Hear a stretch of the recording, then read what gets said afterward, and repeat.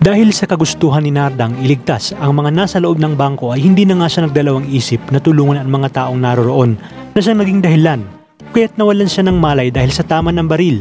Samantala, sinagot naman ni Mayor Saldi ang tungkol sa mga patutsada ni Regina Banguarda tungkol sa pagiging incompetent ni Mayor at sinabi na gawing halimbawa na lamang si Narda Custodio sa kabayanihang ipinakita nito. Tuluyan na ngang natupad ang lahat ng pagsisikap ni Narda para lang maging ganap na EMT dahil na rin daw sa tulong ni Regina. At sa pag-uwi nga ni Narda ay isang napakalakas na lindol ang niwanig sa buong Nueva Esperanza, kabilang na dito ang Anti-Poverty Center na malaki ang pinsala kaya naman agad siyang sumama kay Robles dahil nga sa dami ng casualties at kailangan ng rescue operation. At sa pagdating nga nila ay muling inalala ni Narda na sa kalyeng yun ay unang lumabas si Darna. At dahil sa dami ng casualties ay halos di na alam ni Narda ang kanyang gagawin.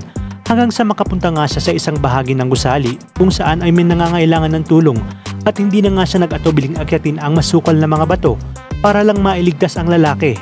Di na nga nagtagal ay muli na namang nagkaroon ng napakalakas na lindol dahilan ng pagkakahulog ni Narda mula sa itaas. At dito na nga dumating ang tawag ng tadhana kung kaya't ang bato na mismo ang gumawa ng paraan at lumapit kay Narda nang marinig niya ang tinig ng kanyang nanay Leonor.